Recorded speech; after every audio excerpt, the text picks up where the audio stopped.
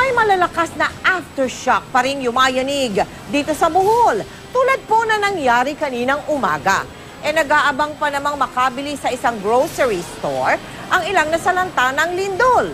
Mula sa Bilar sa Bohol, nakatutok live si Ruth Cabal. Mel, nandito nga tayo ngayon sa Bilar kung saan 4 yung nasawi dahil doon sa landslide dulot ng 7.2 magnitude na lindol. No? Marami kasi sa mga bahay dito ay malapit sa bundok. Pero bago tayo nakarating dito, kaninang umaga, naranasan pa natin ng isang malakas na aftershock sa Tagbilaran City. Pasado alas 7 kaninang umaga, may pila na sa labas ng isang grocery sa Tagbilaran City kahit na sarado pa ito. Gusto rin kasi mauna ng makapamili ng ilan. Ay, magbukagan yung sarado pa, nakapila na po kayo. Para makapamili ng maaga. Para Walang mga stock na, walang wala ng paninda. Ayun. may tindahan kayo. Ayun po. 3 days kami nakapag-grocery. Wala. 3 days na? Hindi kami nakapag-grocery. Gano'n. So, ano po yung kahapon daw po medyo nanggaling ba kayo dito kahapon? Hindi ko alam, hindi ko pumunta dito eh. Wala kayo. Ano po yung mga pangunahing pangangailangan na kailangan nila? Siyempre, mga pagkain, lahat na yan. Ba't po maaga kasi? Natakot ba kayo? Oo, siyempre, parang mamadali lumabas. Bakit? Siyempre, may aftershock pa eh. Okay. Sige mo. Ano po pangalan nila? Naramdaman namin ang malakas na pagyanig. Ang sahig tila nayugyo. Ang mga tao nagtakbuhan palabas ng mga gusali. Halos magtulakan na nga palabas ang mga empleyado ng grocery. Nag-arrange kami ng mga stocks, tapos biglang may malakas na pumalapog. Tapos yun, nagsilabasan kami. Buti na lang, naka-open na yung main door. Nabuksan, takbuhan ka, Makatakot. Ilang segundo matapos ang aftershock, bakas pa rin ang takot sa mukha ng ilan. Ang batang ito di makabitaw sa ina. Ayon sa DOST Fivox, magnitude 5.5 ang aftershock na aming naramdaman. Panakubya kami lahat. Ganyan, kunting lahat takot.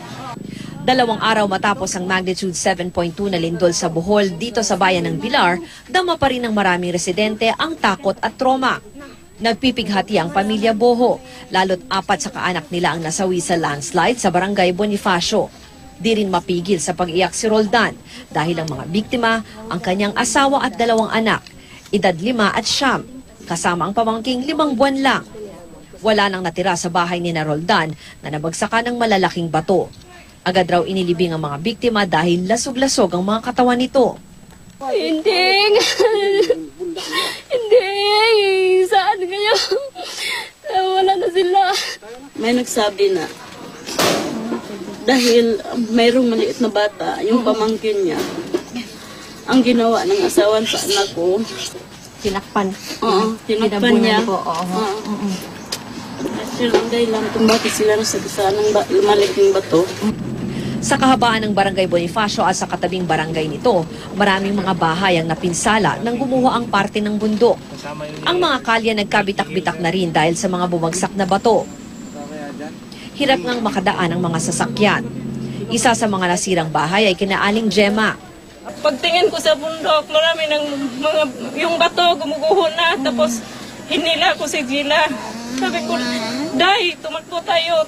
Talagang nagpapasalamat din kami sa Panginoon kasi sinubaybay, kumbaga sinusundan talaga kami. Sa lakas ng lindol noong Martes, gumulong mula doon sa bundok pababa itong napakalaking batong ito at nabagsakan ng isang bahay dito sa barangay Kabaknitan. Kung titignan nyo yung bato na yan, tila mas malaki pa nga siya doon sa dating bahay na nakatayo dito. Swerte na nga lang daw at wala sa loob ng bahay yung mga residente ng mga oras na yon. Nagsasaka raw kasi noon ang mag-asawang nakatira dito, habang ang kanilang apo nasa bahay ng isang kaanak. Naitabuhan, hindi na lamang.